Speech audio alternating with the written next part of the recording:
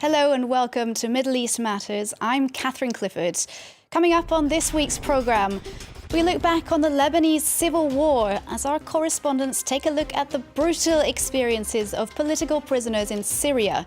We hear from survival in a special France 24 report. We take a look at the rise of wedding debt in Gaza, which is leaving many young newlyweds living in fear. And we bring you another episode of our animated series, Flavors of Iraq. We begin in Syria's prisons. We often hear about opponents of Assad's regime who've been behind bars since the beginning of the country's civil war. But another group of detainees remain surrounded in secrecy. There are more than 600 Lebanese citizens still in detention in Syria after being imprisoned by Damascus during neighbouring Lebanon's civil war. In some cases, after more than 20 years, their families are still waiting for news of their fates. France 24's correspondents Zeina and Molana-Allen have this report. Ali Abu Dahin spent 13 years behind bars in Syria between 1987 and 2000. He was imprisoned at the height of the Lebanese civil war, while Lebanon was under Syrian occupation. Accused of spying for Israel, Ali endured the hellish prisons of Palmyra and Zeina. He still bears the marks of torture. When we were beaten, it wasn't just small slaps. We'd end up bedridden for a week. I have 2 broken bones in my chest that still haven't healed. My hand was dislocated from the force of being suspended in the air, and my elbow couldn't be put back in place.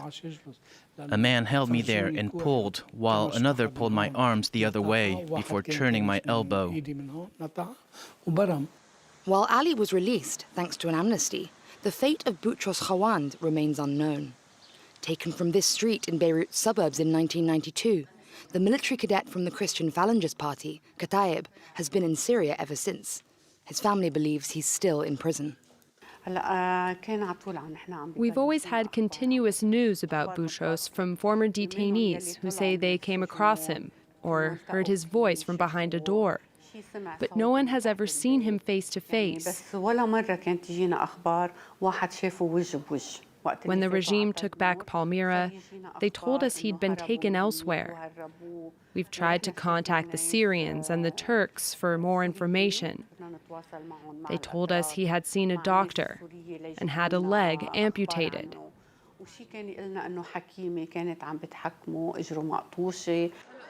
In late 2018, a law was introduced by Lebanon's parliament recognizing and criminalizing forced disappearances in the country. An encouraging move for the families of those detained, but the law has yet to be applied in the field. We think the voting in of the law was an important moment, but that victory will remain useless until an independent commission is created with those who know the facts and have a clear vision of how to work to establish the truth, whether in Lebanon or in Syria. Today, more than 600 Lebanese still languish in Syrian prisons. Some of them have been there for more than 20 years, but their families refuse to give up until justice is done. To Turkey, where thousands of prisoners have brought their mass hunger strike to a close. It came as militant Kurdish leader Abdullah Öcalan, whose jail conditions they were protesting, called on them to end the 200-day strike. This after the Turkish government lifted a ban on lawyer visits to the prison island where Öcalan is serving a life term. Maud Julian reports.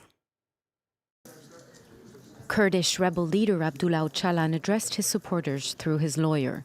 He told the 4 lawmakers and the 3,000 prisoners who had been fasting to demand better detention conditions for him to stop their hunger strikes. In the light of the statements my 2 lawyers will be making, I expect an end to protests, especially by comrades who have committed themselves to hunger strikes and death fasts. I would like to let you know that your intentions with regards to me have been realised, and I present to all of you my deepest affection and gratitude.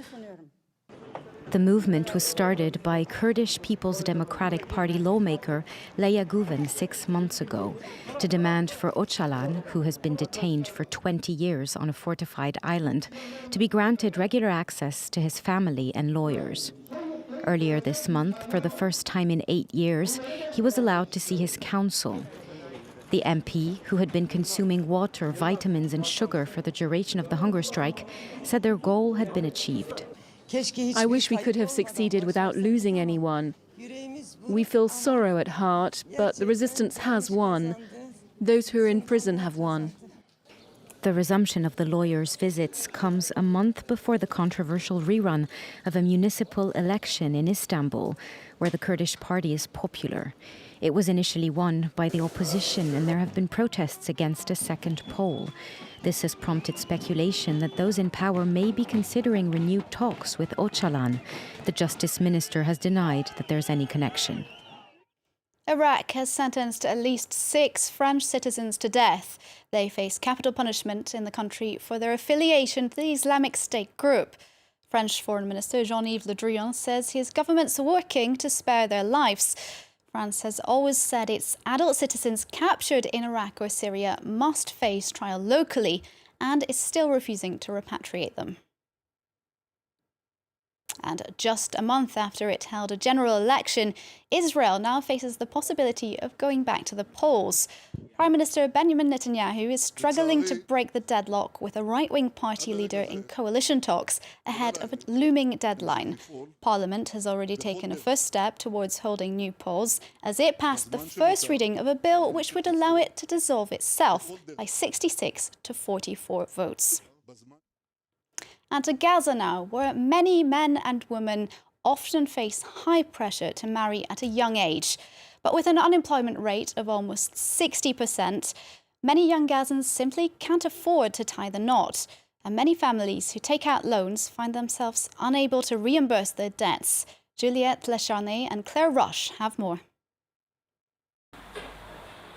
It's the moment Taleb has been waiting for, his wedding. But he still has much to prepare before saying "I do" to his future wife, whom he will welcome into his home. He must get their bedroom ready and pay for both the dowry and the reception. To finance all this, Taleb had to take out a loan. Our monthly salary isn't enough to pay for everything. So I contacted an organization for some financial aid. They let me pay in installments over a period of several months. Weddings are a cornerstone of Gaza culture, but they're often unaffordable for low-income families. To help them pay, several charities were launched over a decade ago. They organized mass weddings as charitable efforts became profitable business. A small industry emerged, with nearly 20 specialized businesses at its peak, according to Gaza officials. But that number has dropped to 5. Amid an economic recession that's plunged many into debt. 2 years ago, the number of those in debt was still reasonable. But last year, that number exploded. 40% of them couldn't reimburse us. And that number is still growing. Paying off debt can be hard in Gaza, where the economy has struggled under an Israeli blockade for more than a decade. Ali borrowed nearly 2,700 euros in October for his son's wedding. But he's only been able to reimburse a small part of it, just 200 euros.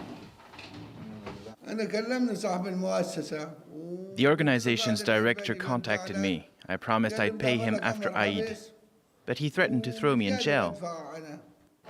Financial struggles that may prevent the couple from settling down in the near future. Under the law, unpaid debts can be punishable by prison sentences. According to the Gaza Prosecutor's Department, nearly 3,000 such cases were investigated last year. And now it's time for another episode of our animated series, Flavors of Iraq. It's 2006 and our protagonist Furat finds himself propelled onto the front line as the US Army descends on his neighborhood. In 2006, I'd been living with my aunt for 2 years in the west of Baghdad, a hotbed for the insurgency. For me, it was above all my aunt's neighborhood. One night, our neighbor was targeted by an American brigade.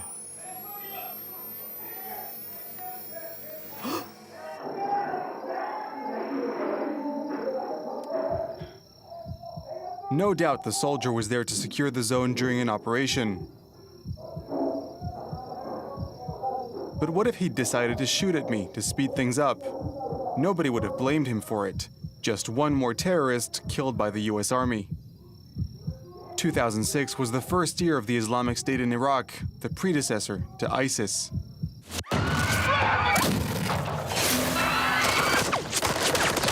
American GIs were constantly ambushed. On average, they faced 75 attacks a day.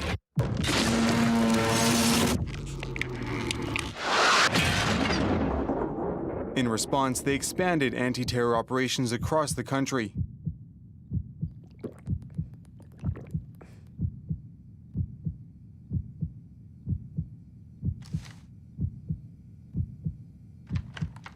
The following day, the news spread around the community.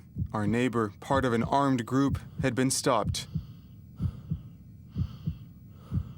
Unlike my heart, which was still beating.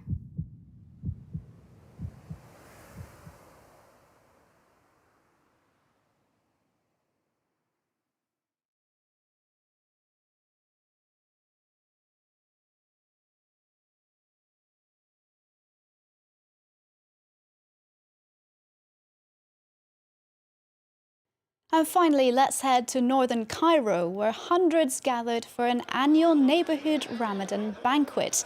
The meal is organized by dozens of residents in Mataria, a lower-income neighborhood, with the aim of bringing neighbors there together. They sat down around a 50-meter-long table, straining under the weight of traditional Ramadan treats. And that's all we have for you this week. We'll leave you to enjoy these images. Thanks very much for joining us for this edition of Middle East Matters. Stay tuned to France 24.